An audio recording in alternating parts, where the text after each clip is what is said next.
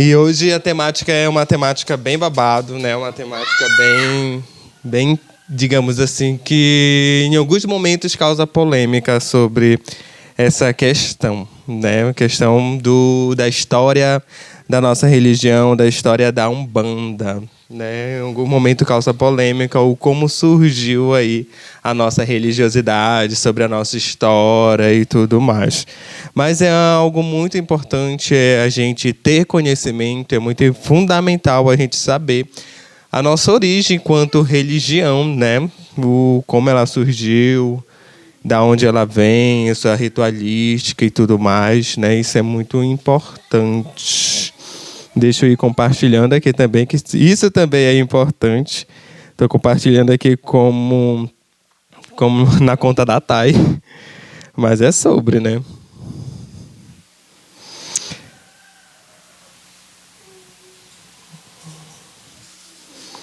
Compartilhar aqui com a galera. A gente já dá início aí nas explicações, nosso monólogo aqui, né? Pronto, compartilhadinho. Lembrando sempre, né, que fica gravada as lives, né? Fica sempre guardadinho aí para você. Bom, gente, então sem muita enrolação, para a gravação não ficar muito longa, né, para não ficar muito grande, a gente já vai dando início a essa gravação do 9º episódio do MacumbaCast. Eu sou o apresentador Nato Júnior, dirigente do terreiro de Umbanda Espada de São Jorge. E a gente vem falar hoje sobre a temática muito importante, que é a temática história da Umbanda. O como se iniciou, como surgiu essa religiosidade tão linda, tão divina na nossa sociedade hoje, né? Que vem essa religião que vem transformando muitas pessoas, que vem dando direcionamento para muitas pessoas, né? Que vem modificando aí a negatividade de muitas pessoas, transformando elas, fazendo com que elas ajam de forma positiva em sua caminhada. E isso é muito visível quando a pessoa está dentro de uma religiosidade que, de fato, trabalha seguindo os princípios da lei divina, né? E a gente sabe que a Umbanda, ela não é uma religião que fica ali somente na teoria, né? A gente vai para a prática, para realizar aquilo que a gente aprende, aquilo que a religião nos ensina. Quando a gente vai falar de história da Umbanda, a gente tem uma história que ela é bem abrangente, né? É bem forte, é bem intensa essa história, que é a história de Zélio Fernandinho de Moraes, né, que iniciou lá com o Caboclo das Sete Encruzilhadas, que iniciou com o Preto Velho Pai Antônio, né, 114 anos, acredito, lá atrás, né, lá no dia 16 de novembro, né, parece, se eu não me engano. Não sou muito bom com data, gente, mas é mais ou menos por aí, né? Enfim, a história que surgiu lá com Zélio Fernandinho de Moraes. E a grande questão, o grande embate de tudo isso, dessa história que a gente tem da nossa religiosidade, é que tem uma galera que acredita que a Umbanda surgiu com Zélio Fernandinho de Moraes, e tem uma galera que acredita que a Umbanda ela já surgiu bem antes, né?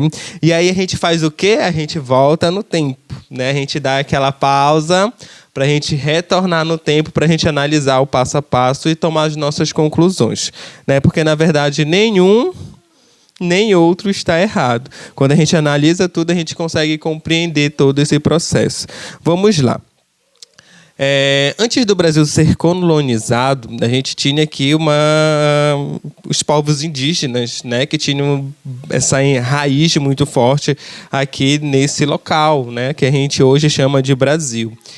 E eles tinham já a sua ritualística, né? Ou seja, eles tinham as crenças nos seus deuses, eles tinham o seu processo ritualístico, eles tinham os toques dos tambores deles, a dança deles, né? Daí a gente já tem um ponto, né? Lá no início de tudo. E daí a gente já tem um ponto. Segundo ponto é que vieram os portugueses para cá, né? Os portugueses vindo para cá, eles trouxeram aí os padres, né, jesuítas e tal. E o que eles fizeram? É claro, junto com os portugueses, né, vieram os escravos também sendo forçado a vir para cá, né? Ou seja, os escravos, os povos pretos, os povos africanos, eles já tinham a sua carga cultural, né? Da sua localidade, da sua nação. Enfim, eles já tinham a sua carga cultural. E dentro da sua carga cultural, eles também tinham os ritos deles, eles também tinham a manifestação do toque, enfim, eles tinham ali toda a sua crença, né? E aí os portugueses também tinham as suas crenças, né? E a grande parte da crença dos portugueses estava relacionado com o catolicismo. Tanto é que vieram padres para catequizar tanto os povos indígenas quanto os povos africanos que foram trazidos para cá para trabalhar como escravos, né? E aí, o que acontece? Se a gente é colocado num local e a gente tem a nossa crença, a gente vai querer manifestar a nossa crença independente de onde a gente esteja, não é verdade? Sim, a gente vai querer manifestar a nossa crença independente de onde a gente esteja. E não foi diferente com povos indígenas, não foi diferente com povos africanos e não foi diferente com os portugueses, né? E eles estando aqui, eles queriam manifestar a sua crença. Porém, naquele período, a Igreja Católica forçava a catequização. E nesse forçar de catequização, meio que os povos africanos e os povos indígenas, por estarem naquela visibilidade, naquele momento sendo reprimido, eles não podiam estar manifestando a sua fé de forma tão expressiva, né? E aí o que acontecia? Eles começaram a associar santos da Igreja Católica com deuses da sua religiosidade. Por exemplo, os povos africanos começaram a associar os orixás a santos da Igreja Católica para eles poderem louvar seus orixás através do santo da Igreja Católica. Daí vem surgindo o sincretismo religioso, né? E assim também fizeram os povos indígenas. Só que a questão dos povos indígenas ela não ficou tão crescente, porque meio que por conta de muitas questões lá no período em que os portugueses tentaram escravizar os povos indígenas, eles não ficou tão forte esse sincretismo dos deuses dos povos indígenas, mas ainda assim tem, né? Esse sincretismo aí dos deuses dos povos indígenas. Mas do povo africano ele ficou bem mais forte, porque eles meio que foi uma escravidão bem mais intensa, digamos assim, bem mais forte, né? E eles também foram reprimidos mais fortemente, forçando a louvar ali os orixás, né? A louvar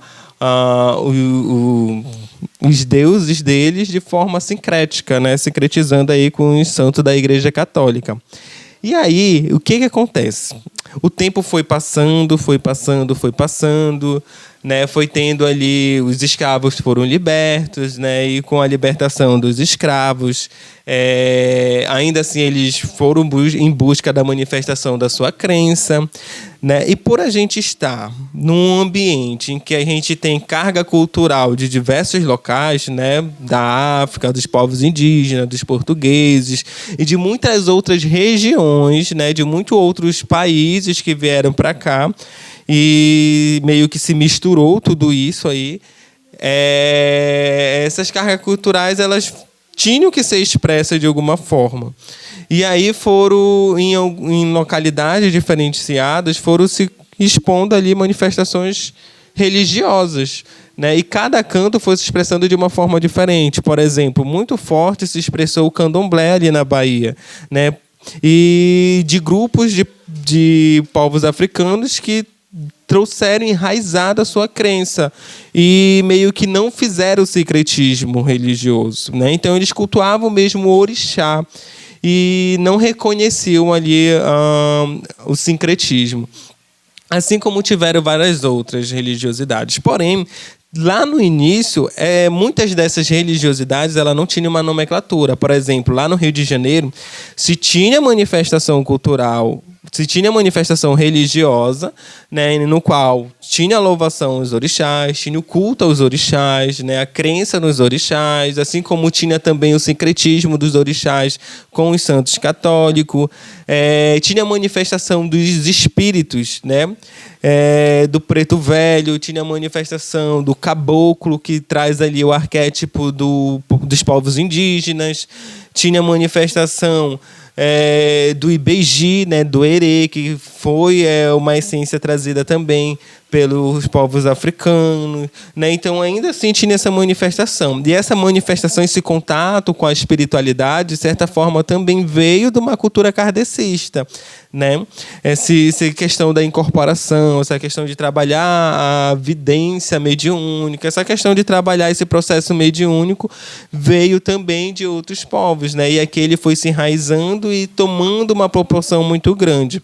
Então, lá no Rio de Janeiro, nas periferias, se tinha o culto, mas naquele momento, como era utilizado o toque do tambor, né, que é uma cultura que veio dos povos africanos e que também já tinha aqui com os povos indígenas, né, nas suas ritualísticas, esses toques eles foram acrescentados, eles foram colocados, assim como as danças deles também foram colocadas dentro da sua ritualística.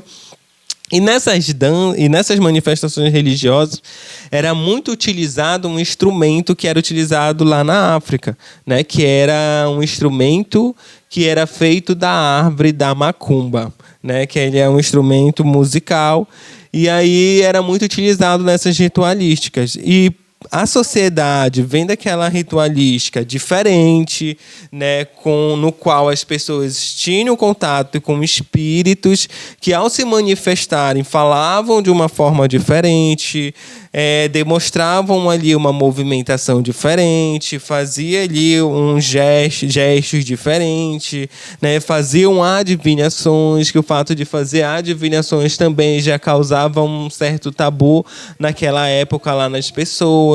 Né? Eles vinham utilizando ali o uso da bebida, eles vinham utilizando o uso do fumo, e isso meio que causou um choque, principalmente para quem já tinha um conhecimento da mesa kardecista, né? Porque dentro da mesa kardecista não se tem o contato com esses elementos, né? Mas dentro da ritualística, naquela época, como era conhecido macumba, se tinha ali o uso do marafo, né? Da bebida, como a gente costuma chamar, e também o uso do fumo, assim como de ervas para defumação, assim, de ervas para fazer preparo de banhos, que isso também é um conhecimento deixado pelos povos indígenas, né? Assim como remédios que vêm também do vegetal, né? Enfim. E era muito utilizado. E nos toques ali, nas cantigas, se utilizava o instrumento que era feito da macumba. E aí a galera começou a associar aquela ritualística a esse instrumento. Foi daí que surgiu a nomenclatura, né, macumba. Estão praticando macumba. Esse pessoal é macumbeiro. É justamente por conta desse instrumento. Né? Ou seja, hoje em dia, quando alguém chama a pessoa de macumbeiro, ela está falando que aquela pessoa sabe tocar esse instrumento. Né? E não necessariamente quem faz parte de um terreiro, seja ele de umbanda, seja ele de candomblé, seja ele de tambor de Minas, não necessariamente vai saber tocar esse instrumento. Ou seja, não necessariamente vai ser macumbeiro. Mas dentro da nossa religião, a gente que faz parte desse culto religioso, a gente se chama de macumbeiro, né? Mas não é algo que causa assim, um impacto, um macumbeiro chamar outro de macumbeiro. Mas quando a gente está num campo social em que uma pessoa que ela não faz parte desse campo religioso chama a gente, querendo ou não, ela coloca ali um certo preconceito naquela fala, né? Porque ela vai falar, ei, macumbeiro, né? Ele coloca ali um certo preconceito na sua fala. Mas quando a gente faz parte de dentro de um culto religioso afro e a gente tem esse modo de se tratar, a gente não tem tanto impacto porque a gente faz parte do mesmo campo, né? A gente faz parte do mesmo universo, que é o universo de terreiro. Então, isso meio que não ofende, né? Então, esse é algo que se deve ter cuidado, né? Essa é a forma de chamar as pessoas de macumbeiro, né? Falar que aquilo é um terreiro de macumba, que não necessariamente é uma nomenclatura que possa estar se conectando ou interligando com a gente, né? Então é algo que a gente deve de fato ter cuidado, é algo que de fato a gente precisa ter atenção a isso, principalmente você que não segue uma religiosidade afro, né? Se você está ali conhecendo, se você está buscando entender essa religiosidade, né? Deixe você se sentir de fato presente dentro dessa religião, para poder você utilizar esses termos, para poder você utilizar essa nomenclatura para falar com outra pessoa, né, que também é desse culto, que é do culto afro, né? Mas se você não chame a pessoa de macumbeiro, porque cai ali dentro da tua fala algo que está ligado ao preconceito, né? Mas então, lá no início surgiu assim, né? E lá nas periferias do Rio de Janeiro esse culto já existia, né? Essa manifestação do preto velho, a manifestação do caboclo, né? E a manifestação do toque, do atabaque, o instrumento da macumba, enfim, né? Já era utilizado. Aí, isso na periferia do Rio de Janeiro, né? Nas periferias, digamos assim, onde a essência do povo preto era bem mais forte, né? E também nesse período se tinha a mesa kardecista, né, que eram os centros espíritas presentes aí nessas cidades, né, principalmente nas cidades mais grandes, por exemplo, no Rio de Janeiro, São Paulo, Bahia, enfim, nessas localidades também se tinha os centros espíritas. Mas o que acontece? Nessas cidades, nos centros espíritas, frequentava as pessoas, né, que tinham uma classe social bem mais elevada, né? Ou seja, o centro espírita, isso é algo histórico, tá, gente? Eu não estou dizendo que lá só entrava a pessoa que tinha dinheiro, não é isso. Eu estou dizendo que, historicamente, naquele período,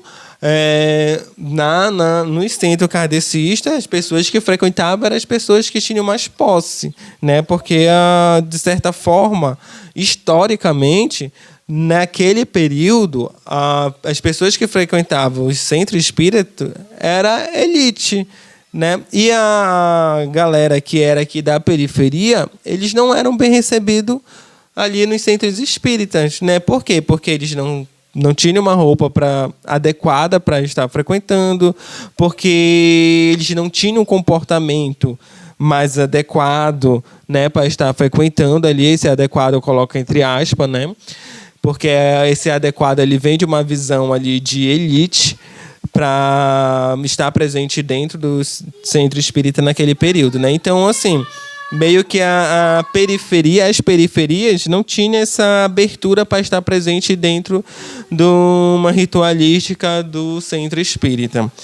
E aí, o que aconteceu? Nesse período, como eu falei, já tinha a manifestação dos cultos, né, que a galera associava a macumba e tal, né, que tinha essa característica que é hoje o terreiro que se tem hoje dentro dos terreiros de Umbanda, mas ainda não se tinha essa nomenclatura, terreiro de Umbanda, né, ainda não existia essa nomenclatura Umbanda, mas já existia o culto, já existia ali a ritualística e tal.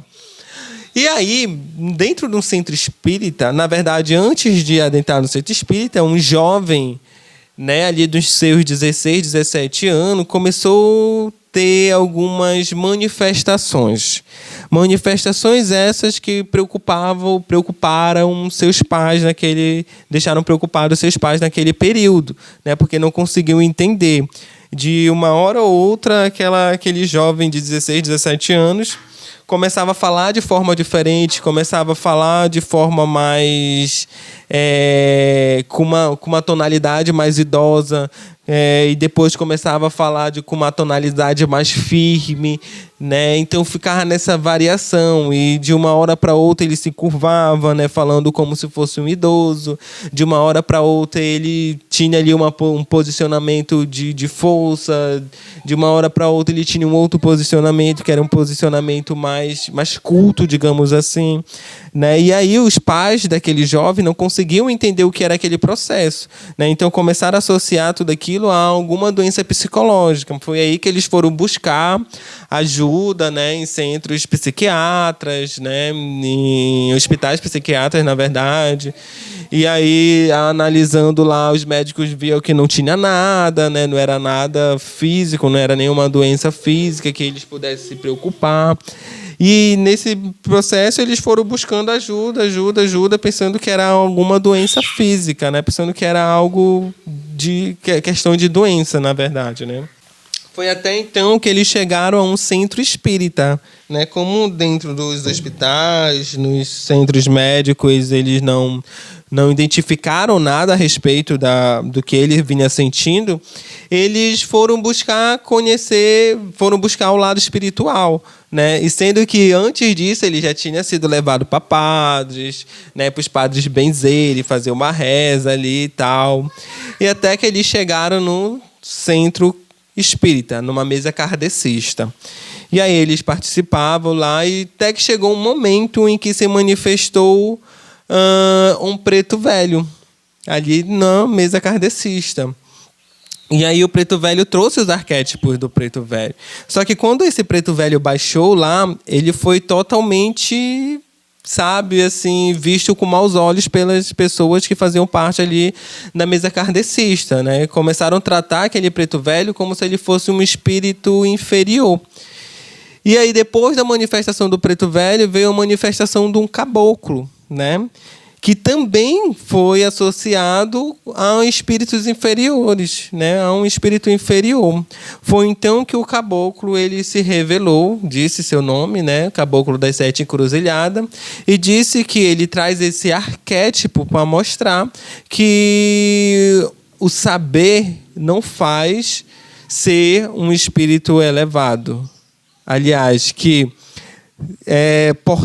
ter um porte ali elitizado não faz dele um espírito elevado, né? Então ele pode ser um espírito elevado plasmando diversas formas, tanto a forma do preto velho quanto a forma de um caboclo. Ele pode ser um espírito elevado, né? Trazendo aí essa aproximação do espiritual com a sociedade que não é elitizada, né? Então, isso já é algo muito importante, principalmente naquela época, né? Principalmente naquela época. E aí, mano, o seguinte, nesse período, a galera do centro ficou meio que assim, né? Epa, o que está acontecendo? E aí, o caboclo das 7 Encruzilhadas, né? Isso ele sendo reprimido, ele sendo associado ao espírito inferior, ele falou que no dia seguinte, né, que seria no dia 16 de novembro, se eu não me engano, eu sempre confundo novembro com outubro, tá, gente? Ele falou que na casa do aparelho dele, que seria do médium, que é o médium Zélio Fernandinho de Moraes, ele iria se manifestar, assim como o preto velho também, que era o preto velho pai Antônio, ele iria se manifestar e iria atender as pessoas para dar o direcionamento e para auxiliar no processo de cura, né? E aí a galera, vendo aquilo, até mesmo as pessoas que estavam ali no centro espírita, né, vendo aquele processo, eles criaram aquela curiosidade de querer saber o que iria acontecer no outro dia. E aí tá. Passou-se o dia, chegou o dia 16, né, na hora que foi dita pelo caboclo das 7 Encruzilhadas, ele se manifestou. E aí, na casa do Zélio, mano, era tanta gente para querer ver como seria esse processo, como seria essa manifestação, como seria essa ritualística. A casa dele lotou de gente, sabe? E ficou gente do lado de fora esperando ali para querer ver, né, como seria esse processo. E aí, dentro desse processo, eles colocaram que eles que eles eram espíritos evoluídos, que estariam ali para trazer o conhecimento que eles adquiriram em sua jornada, né? O preto velho pai Antônio trazendo o conhecimento que ele adquiriu quanto escravo, né? Quanto ex-escravo, quanto rezador, quanto conselheiro, né? E mostrar que ele, por ser um espírito evoluído, ele não tinha necessidade de plasmar uma forma elitizada, porque ele tinha a humildade de ser quem ele já foi um dia em carne. E mesmo ele sendo escravizado, mesmo ele apanhando no tronco, ele vinha para ajudar, até mesmo para auxiliar aquelas pessoas que um dia o machucaram quando ele era escravo, né? Então, isso é uma manifestação, uma demonstração de amor muito grande. Isso é uma demonstração, uma forma de caridade muito grande, né? Assim como o do Caboclo das Sete Encruzilhadas também, né? Então, durante esse processo, durante esse trabalho, no dia 16, lá, ele auxiliou muitas pessoas no processo de cura, né? E que foi que chocou naquela época a galera, né? A galera alcançando a cura, né? A galera tendo conselho, a galera conseguindo ter direcionamento nas suas vidas, né? Ou seja, essa ritualística que foi expressa por Zélio era uma ritualística que já existia na periferia, mas que, de certa forma, foi introduzida ali na alta sociedade, digamos assim, né? E isso foi meio que necessário para dar um tapa na cara da sociedade elitizada, né? Falando que essa religiosidade, esses ritos existem e que a gente está aqui para transmitir amor e caridade. E aí, durante os processos de trabalho, foi dado o nome do terreiro, né? Que tanto é que não carregou o nome terreiro, né? Ainda assim pegou o nome Centro Espírita Nossa Senhora da Piedade, né? Ou seja, ainda pegou uma nomenclatura de mesa kardecista, né? Mas durante os processos ali ritualísticos, lá da Nossa Senhora da Piedade, foi dada a nomenclatura Umbanda, né? Surgiu ali a nomenclatura Umbanda. E essa nomenclatura foi associada a essa ritualística que antes já existia. Já existia, só não tinha uma nomenclatura, digamos assim. Uma nomenclatura firme, né? Uma nomenclatura, fincada, assim, uma nomenclatura estável. Ela tinha a nomenclatura que a sociedade taxava ali, terreiro de macumba, tarará, tarará, sabe? Então não tinha algo taxado, fixo, firme. E quando foi dado ali na mesa, na ritualística do terreiro, na Centro Espírita Nossa Senhora da Piedade, o nome Umbanda, e aí que nos momentos em que foram se espalhando, né, foram do Centro Espírita Nossa Senhora da Piedade, foram surgindo outros centros, né, e foram levando essa nomenclatura terreiro de Umbanda, né? Foram levando a nomenclatura da Umbanda, e isso foi se espalhando, que tanto é que essas ritualísticas das periferias que tinham a mesma prática da manifestação do Preto Velho, do Caboclo, né, no culto aos orixás, também foram se introduzindo dentro do que seria a Umbanda. Tanto é que hoje em dia a gente tem diversas ramificações da Umbanda.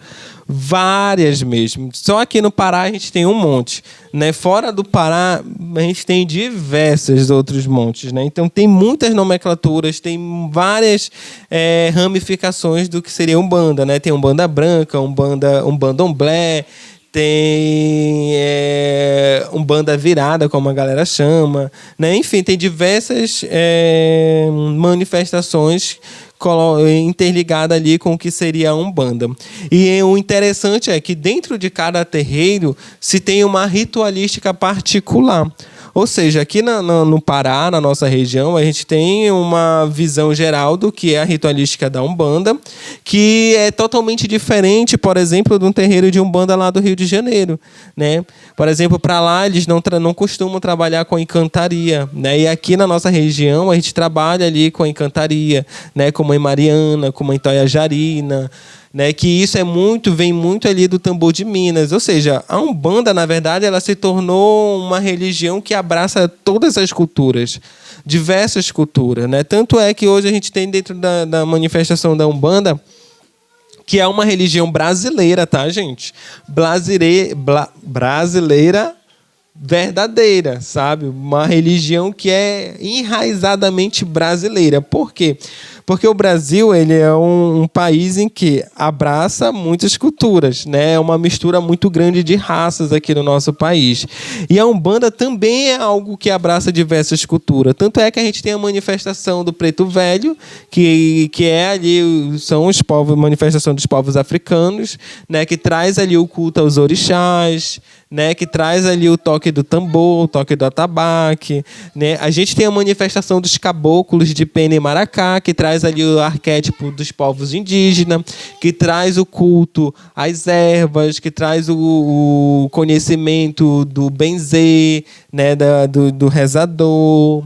A gente tem a manifestação do povo de Encantaria, né, que traz ali a essência, a cultura do povo da Turquia, né, que tem ali a manifestação de Mãe Toia Jarina, como eu falei, de Mãe Mariana, de Mãe Erundina, né? A gente tem os boiadeiros, que traz aquele arquétipo daquelas pessoas do campo, sabe?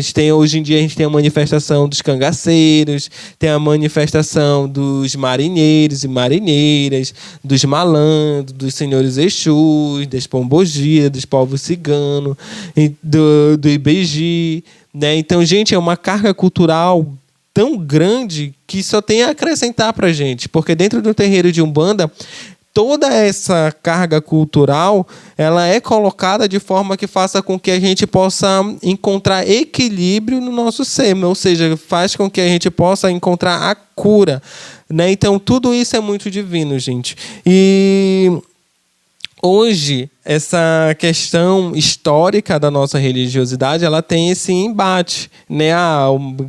Uma galera tá ali que a Umbanda surgiu com Zélio Fernandinho de Moraes e outra galera tá ali que a Umbanda surgiu bem antes de Zélio Fernandinho de Moraes. Mas o que acontece é exatamente isso, né? A Umbanda, ela tomou essa nomenclatura com Zélio de Moraes, realmente essa nomenclatura surgiu com Zélio, mas a ritualística ela já existia bem antes de Zélio de Moraes. Essa ritualística ela já era presente ali nas periferias do Rio de Janeiro, nas periferias das grandes capitais, né? A ritualística que hoje é a ritualística da Umbanda já existia, mas a nomenclatura ela só se deu ali com o Zélio Fernandinho de Moraes ali nos momentos da ritualística feita dentro do Centro Espírita Nossa Senhora da Piedade, né? Então, historicamente, a gente tem aí todo esse contexto, a gente tem todas essas cargas culturais, que é algo muito interessante para a gente. Quando a gente tem conhecimento, as coisas ficam bem mais claras para a gente consegue ter um entendimento e a gente consegue até saber o que falar nos momentos em que alguém tenta, né, perguntar, querendo saber algo nesse sentido, né? Então, gente, basicamente é isso, né? A gente tem aqui a presença na live da Thay, a gente tem a presença da Giovana Ribeiro. Boa noite, meninas, sejam bem-vindas, né? A gente está chegando no final, né, dessa gravação do 9º episódio do MacumbaCast, com a temática História da Umbanda. E eu já peço para vocês, mano, bora dar aquele like, né, que é necessário, tanto aqui na página do Facebook quanto lá no YouTube. Se você não é inscrito, já se inscreve aí no canal, já se inscreve aqui na página também, né? Já compartilha para os amigos de vocês que esse conteúdo ele é necessário para a gente entender a nossa religiosidade. E para você que não conhece também, mas é curioso de querer entender e saber sobre essa religião, aconselho você dar uma olhada também no vídeo. E já deixa aí nos comentários, tanto aqui do Facebook quanto lá do YouTube, o que você achou, se teve alguma dúvida. Tanto você que está assistindo agora, quanto você que está assistindo depois, né, no pós-gravação, porque eu deixo salvo aí para você ficar assistindo, né? Então, gente, coloca aí no comentário o que vocês acharam, a dúvida que vocês têm, né? Um complemento do que vocês possam estar contribuindo também, porque aqui no MacumbaCast é isso, né? É uma troca de conhecimento, é uma troca de saberes, né? E avisar vocês que no próximo encontro aqui do MacumbaCast, na próxima gravação, a gente vai ter a presença da Massa. E a Massa, ela já veio aqui, participou com a gente do MacumbaCast, mas ela veio falar do Preto Velho, e dessa vez ela veio contar um pouco da história dela, como foi que ela encontrou essa religiosidade tão linda, tão bonita. Tá bom, gente? Já deixar aqui meu boa noite, meu abraço a todos que estiveram presentes no ao vivo, né? A galera que vai assistir depois, não esquece, dá o like, compartilha e segue a página, que isso é muito importante para a gente conseguir aí transmitir esse conhecimento da nossa religiosidade, conhecimento que está relacionado com o amor, com a caridade, que é a essência da nossa religião, que é a essência da Umbanda.